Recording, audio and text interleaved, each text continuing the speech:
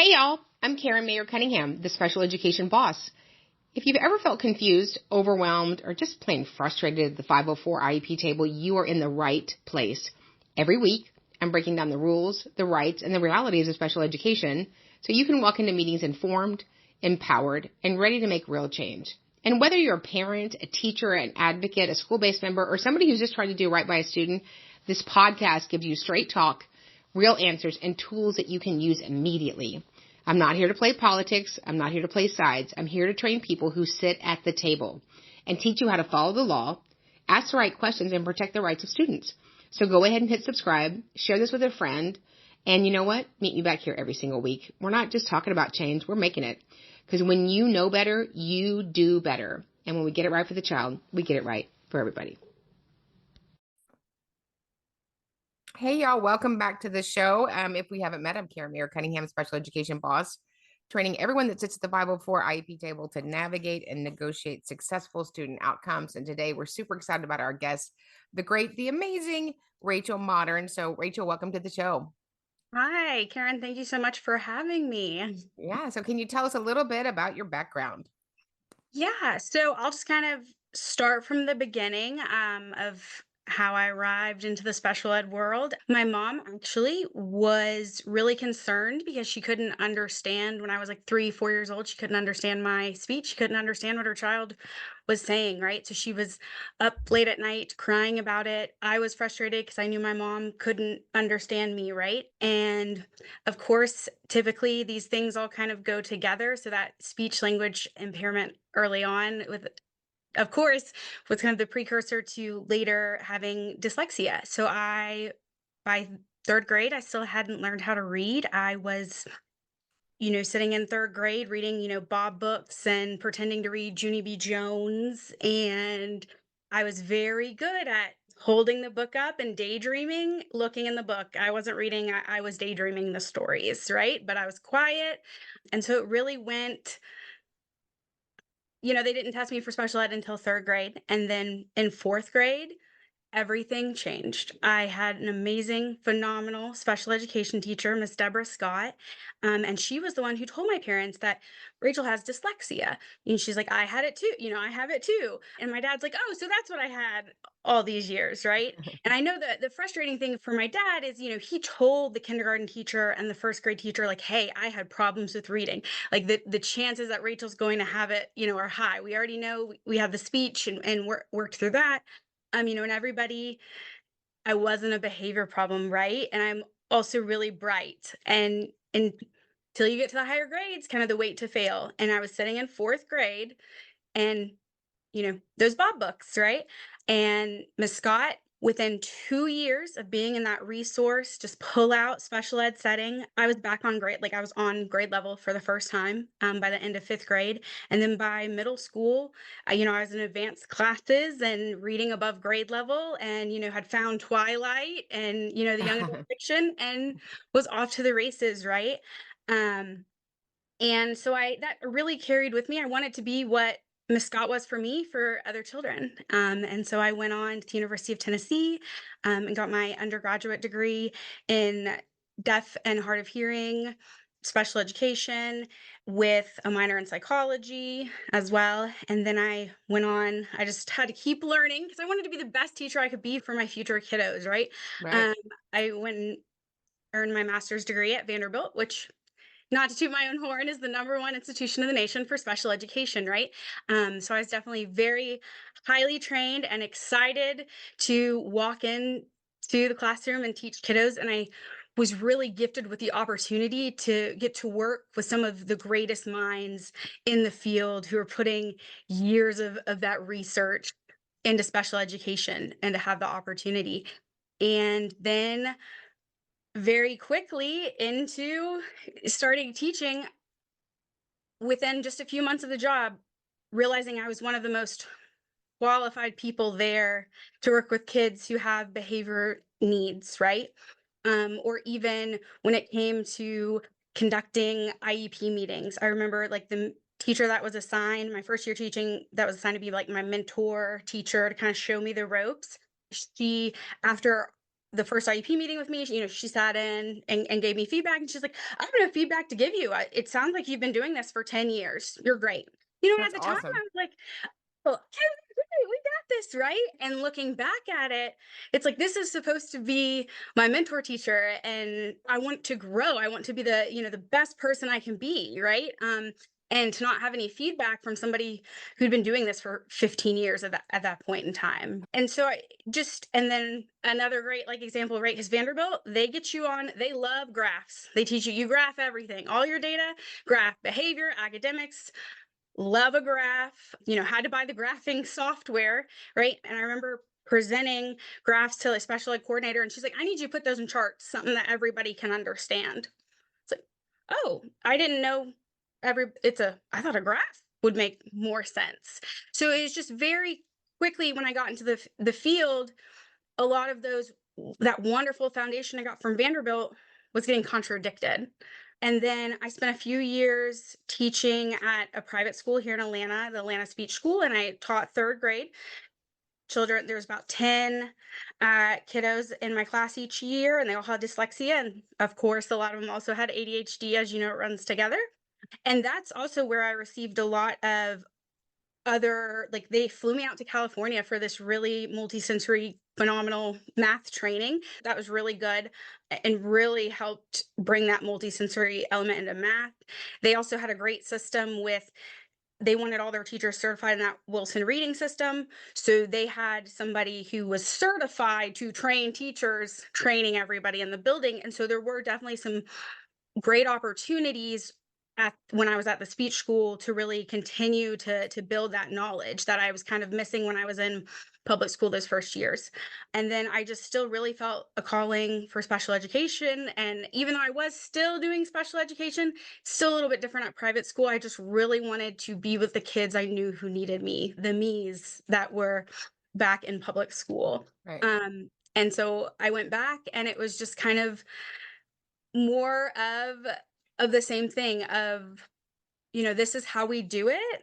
And when you question that, you're told we're not going to say that in the meeting. Oh, mom's happy. We're not going to say that in the meeting. And it just kind of got to my point where I started asking questions of like, this is not how I had learned how to do these things. And I saw you on TikTok, and you were one of the first advocates that said something really reasonable. You're like, I don't want my special ed teachers running around with clipboards all day. And the one other advocate I'd really dealt with at that time, that was exactly what she was having us do, right? Yeah. And so it just goes back to what you say of like, we have to get it right for the child. Everything else is wrong. So even if you don't have, like, you need an advocate who can sit there and really navigate the table and not just create demands that are not meaningful, right? And that's what really Right. led me to, you know what, if she can do this and have this 20-year career, I can do this really well and really be able to get it right at the table and bring everybody together and really have that collaborative but firm approach that you do. And so yeah, I found you on TikTok. I fell in love with it all, and here we are. Yeah. So tell us. So obviously you're a voracious learner. I always wonder in your story is Miss Deborah Scott still around? Yeah, so what's actually really sweet is when I left the private school to go back and teach in public school, I actually found out that she was still teaching, and I applied to the school that she was working at, and the last 2 years that I was teaching, I got to teach like with her, not like Oh, co-teacher, but like in the building with her, right? I oh, got to that's have lunch with fantastic. her. That's Um awesome. and it's so precious, because it was fun to see her do Fun Friday on Friday. She had that routine, but it works. It works for her kiddos, right? It worked for me. And so just to really get to see the other side of it and kind of just have that full circle moment with her as well. So obviously you invested a lot of time, a lot of attention, a lot of funds towards your collegiate training, correct? So what do you think? Do you think it was just where you were teaching in Georgia? Do you think it was specific to that area? Or is it just you were walking into a business and what they do is the way they do it and that's that? Yeah, so I definitely because I did a lot of like practicums and student teaching at the University of Tennessee, and also of course while I was at Vanderbilt is where I really did a lot of my student teaching. So I saw a little bit of, I will call it, the cracks there too at times. But once again, I was so blessed with at Vanderbilt who they paired with me as my mentor teacher while I was at Vanderbilt doing that student teaching. She's phenomenal, and she's actually Miss Tamara McLean. She actually is the teacher that they do a lot of the Iris interviews with. Okay. Yeah. Right. And so, she really showed me the ropes of how to do this like effectively and do your best for kiddos, but also be able to go to to sleep at night too, right? And not be working 24/7. But to bring it back to you, I always thought for a long time that it was just the districts that I worked in until I became an advocate and I just saw it from coast to coast. Yeah. And it's everybody. Like it keeps you up at night to know that it just wasn't just my district that's like a hot mess, right? That it is, from Georgia to California. Yeah. So you saw Special Education Academy, you saw me on TikTok, and tell us what made you decide to. Obviously, you have this amazing pedigree. Um, what made you decide to and take the 2-day training? I really wanted to have, as I've kind of mentioned, I had a student that had an advocate and was kind of navigating that. I was really curious to have a better understanding of everybody's role at the IEP table. Like I thought I had a fairly good foundation, and just the way I'm trying to think of how to like describe it.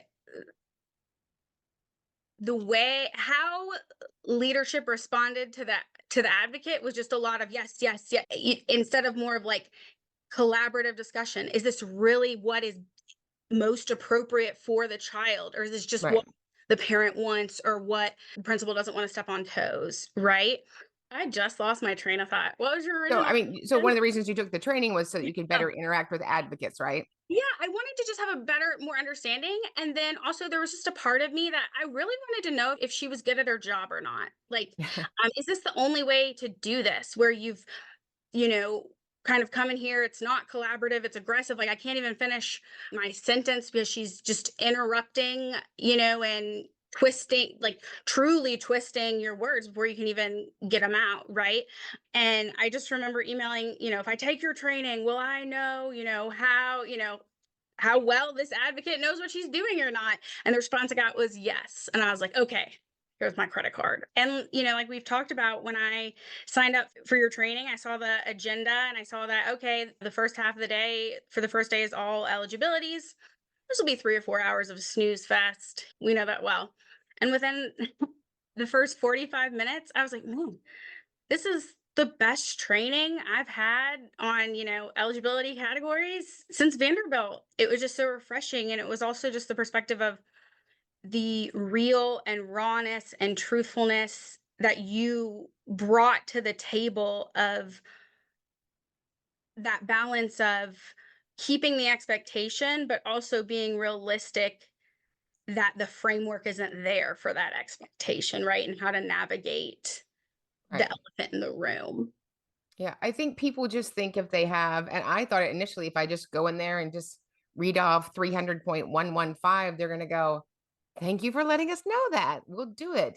And that certainly has to be your foundation, but that's not really what gets it across the line. So I remember when you took the training, and it's always such an honor for me to train people that went to college and graduated, because I think we all know I'm a college dropout, but I'm not a quitter. I've dropped out of a lot of colleges. And so, mine was just sort of baptism by fire and self-taught. So you took the 2-day training, then you took the mastermind. So if you were a teacher, why did you take the mastermind after the 2-day?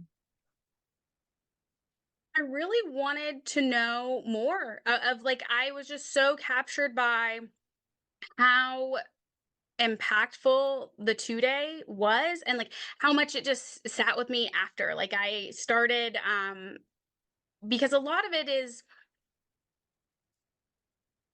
I knew a lot from Vanderbilt that it's very child centered. Like, we don't necessarily go too much into like the federal code per se, but overall that, the law is very child-centered and how we write these things, right? And it was just so refreshing to be with somebody like you who like understood it, and understood the realities, and the shortcomings of what we're dealing with every day. And so I was just like, I wanted to learn more. I wanted to know more. Felt like I could definitely see how I've been gaslit, and I wanted more enlightenment, of how to navigate of that. And it was just also after the 2 day, just sitting in other meetings and asking questions, and being told that, I need to stop asking so many questions in meetings, that I just couldn't shake it, right? So it was kind of like you were kind of this precipice or catalyst of, I knew it was time.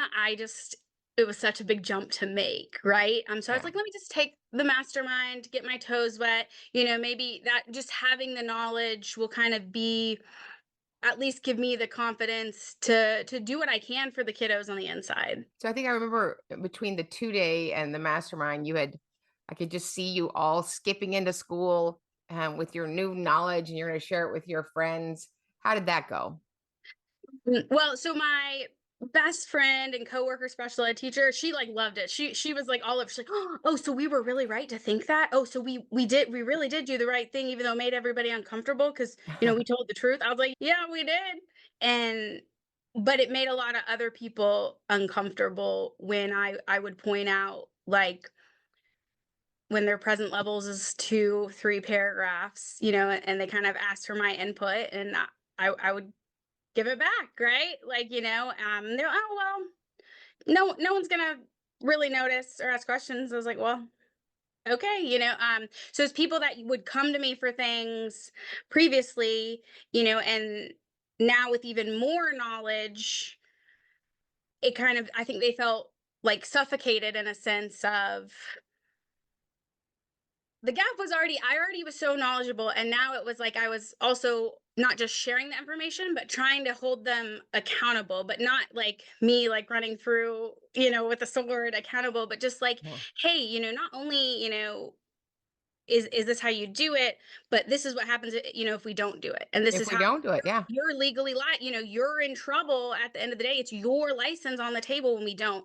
And it made people really uncomfortable to be able, like, to actually be able to tell them, like, this is what would happen if it ever made it to due process, right? And everybody in the higher ups would always, they don't tell you things, right? They kind of prep you, give you some phrases. Some It'll all be phrase. good. You're doing great, Modern. Get in there and keep going. Right. Yeah. I think you told me a story about, I think it was an evaluator, and then she asked to speak to you afterwards. Can you share that story? Oh yeah. So this was like right after I finished up the mastermind, with you in the spring, and I was sitting in an eligibility meeting, and really how my district did it is I never, like, I've only sat in a handful of eligibility meetings. They typically had the lead teacher of special education kind of navigating those. And then once the kiddo has an IEP, is in special ed, right? So I was only in a handful of eligibility meetings, until becoming, an advocate. Now I feel like it's at least one a week, right? And I just asked a question about this kiddo was an English language learner, and the school psychologist had given her, y- like, the WISC and then a nonverbal IQ measure. And I was just really concerned with how, with the numbers and what they look like and what they would mean to the untrained eye who didn't read the sentence that said she's an English language learner. We have to take this with a grain of salt. Like, if they didn't read that sentence and they just Right. saw those numbers, that she would have a one-way ticket to a different placement in a year or two, right? And it really made me uncomfortable. And so I was just sitting at the table knowing I'm about to serve this kiddo, and I just kind of asked a question of, like, hey, is there not like a Spanish IQ test we could give that would give us a better understanding of her cognitive profile? And the school psychologist kind of gave me in the meeting, and then, she kind of just pivoted and, dismissed it of, this is, how, we do it. And this, and because of this trend here and this trend here, we know that there's X, Y, and Z, right? Like she definitely had her language to convince. So that's what she said in the meeting. I didn't really think about it again because I was just asking a question and, that kind of thing. And then days later, she finds me in my office, comes to my office, like, hey, can we sit down for a second? I'm like, I've never had such a long conversation with her in all these years working here. And she's like, hey, you can't ask questions like that in a meeting. And I was like, what are you talking about? Like, I didn't know what she's talking about. I was like, she's like, when you What kind of questions? Yeah. yeah, I was like, I was like, I can't ask questions in a meeting. And she's like, you can't, she's like, you're welcome to ask me all the questions you want privately, but when we're in the meeting, you can't ask questions like that. We don't want to leave the parents thinking that, or leading them to think that their child might have had an unfair evaluation. And my response to her was, did the student have an unfair evaluation? Because, I'm, as the direct service provider, I'm the one who's supposed to take this information and use it to teach her. And I needed a more clearer understanding and a stronger picture of her cognitive. And I was like, is there any, like in the district where, she could have is there a more appropriate evaluation method, like maybe doing an Right. IQ test in Spanish, right? And she just kind of gave me this is how we do it. There are very rare circumstances where, they might do a Spanish IQ test, but those are very rare and unique circumstances. This is how we do it. And this will tell you enough. Didn't Yeah. tell me enough.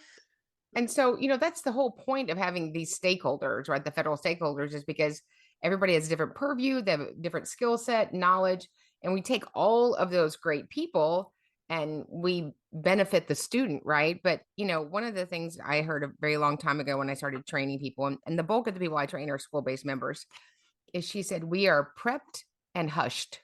And so I wish that wasn't true, but I hear it from coast to coast.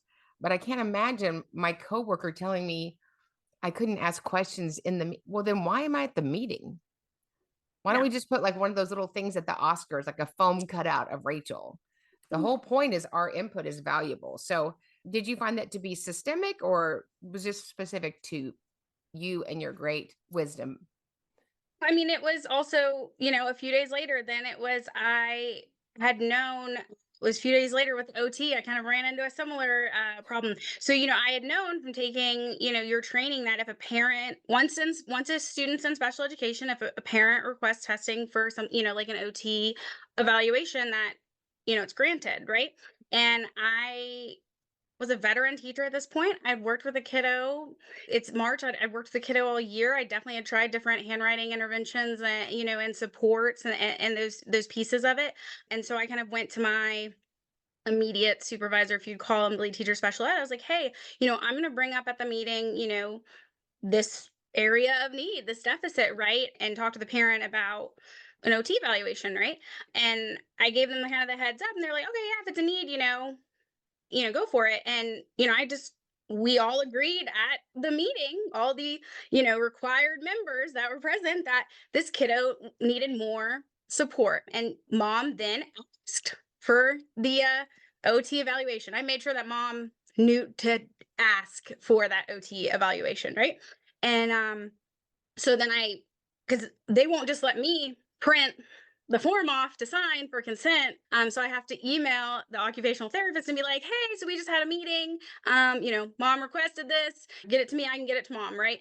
And the OT sends me back the email, and it's like paragraphs of like asking questions. Did you try this intervention? I don't see an IEP goal for, writing. We have to have that in there. And it was just this laundry list of all of this nonsense that she wanted done before we're going to consider an evaluation. And part of my dyslexia, I'm much more, stronger and quicker verbally. So if I'm writing a novel email back, so I kind of just gave her that kind of one line of, mom requested the evaluation.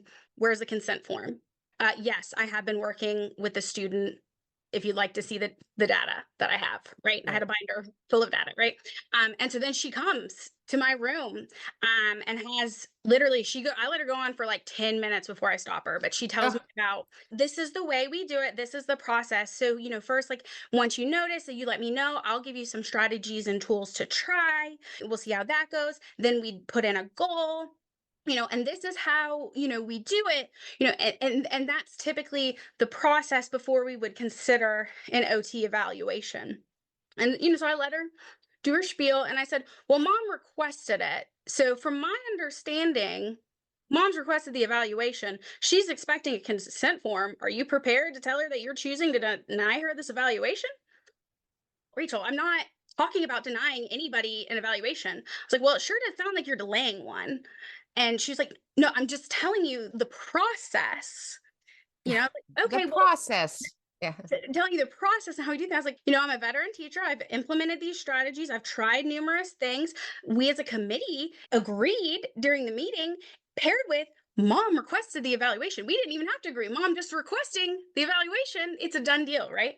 And she, just was like, well, this is the process for next time. I was like, it's okay. I got 6 more weeks. So, but it's stuff like that. And her big thing, what I saw was she was trying to keep her caseload manageable for Right. her, which of course to a degree I have some empathy for, but at the point where you are delaying and bullying teachers behind closed doors who are trying to do the right thing just to keep yourself comfortable, what are we doing? Like, why is this your profession? Like, Right.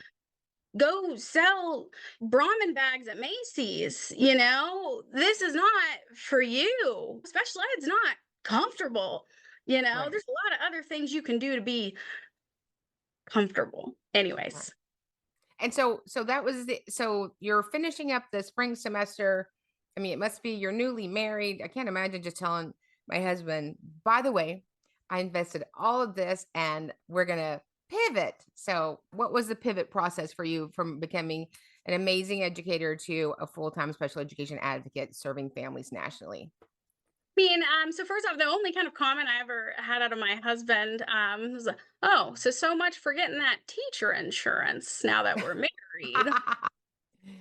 Yeah, not the case, right? But, outside of that, he was like, yeah, if this is what you want to do, if this is where you feel your calling is headed, he was definitely on board.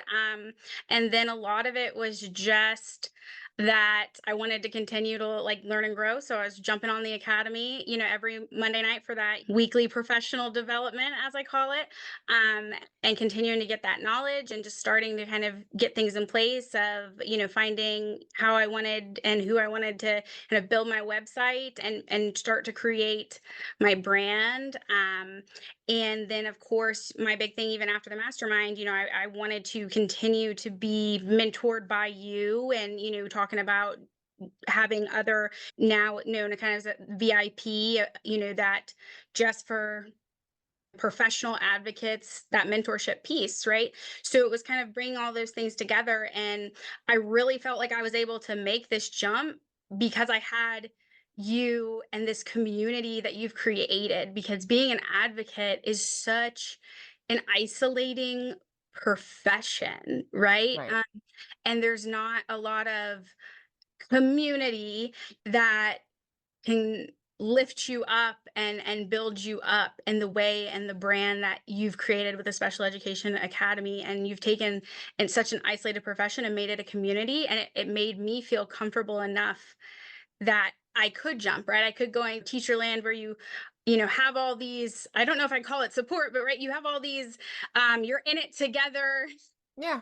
um you have all this camaraderie, Right. to going to being in an office like by yourself. And I definitely think that without what you've created, I would have been 3 times more uncomfortable, instead of just the big, we're jumping from all the structure in the world to no structure at all. So really with the community you've built, I was able to overall transition pretty smoothly, and then continue to, to be a part of the Special Education Academy and get to continue to have the boss, in my corner, and mentorship and support piece has really made it overall a pretty smooth transition. The hardest thing I think at first is to you want to take what, just because I got so used to special ed coordinators, what they said was law, and just off the bat it was like, you're not telling the truth, right? Right. So really having to just kind of work out that you're no longer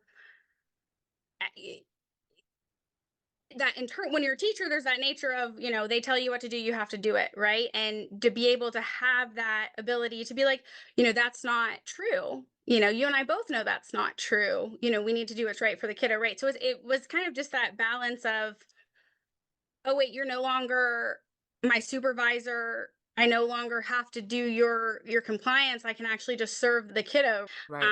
Just so knowing they're lying, believing they're lying, and have the confidence to address that elephant in the room, and not also, lying, but misguided in Right. their angle that they're coming from. So the thing, Yeah. girl.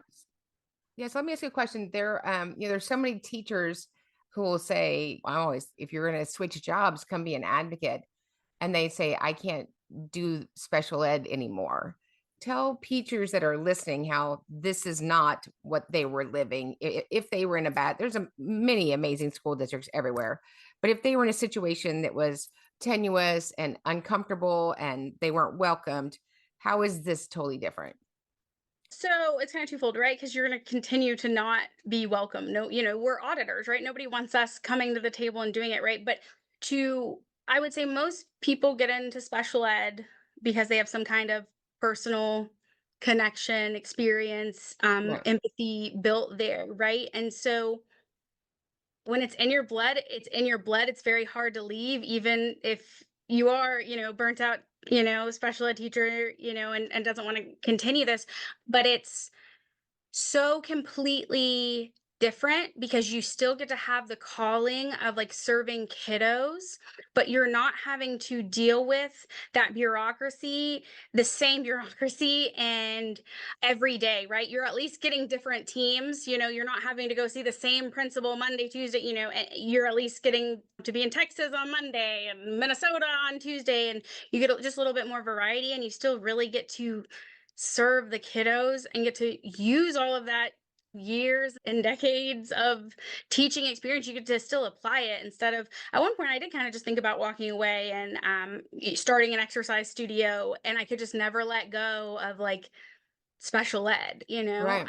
and so I think no matter where you are in your teaching journey, if you love kiddos, if you see the inequities that kiddos with disabilities Right. experience and live through, and that at all upsets you, like, this is definitely an opportunity. It is not like being a special ed teacher. You don't have to repeat yourself 500 times. You get to say it once and then let the silence soak in, for sure. And we can wear jeans every day if we want for free. Nobody's charging us to wear. I've never understood the paying to wear jeans. Like, who made that up? And where is that $5 going? I'd like an audit of that. So, Rachel, it's always a joy to have you. We'll certainly have you back on. So, if people are trying to reach out to you, so Rachel's an amazing advocate. She advocates nationally. Can you give them their information so they could reach out to you? Yeah, so you can check out my website, www.modernIEPhelp, and Modern is spelled Mottern. You can also email me at rachel@modernadvocacy.com, or you can find me on the Special Education Academy Partners page as well if you want. So yeah, those are different ways to connect. Yeah. Thank you for giving me this opportunity. As always, it's phenomenal to connect with you and to get to share and the camaraderie and the experience and the love we have for kiddos with disabilities. Oh, thank you, Rachel. She's our bouncing baby. We love her. She's so young and so smart, and we're so glad that none of that was invested in her has been wasted at serving families at the highest level. And so we're so glad that you're here. Remember, when we get it right for the child, we get it right for everybody. If you need anything, just reach out to us at specialeducationacademy.com, and we'll see you guys in the next training. Hit subscribe, share this with a friend, And you know what? Meet me back here every single week. We're not just talking about change. We're making it. Because when you know better, you do better. And when we get it right for the child, we get it right for everybody.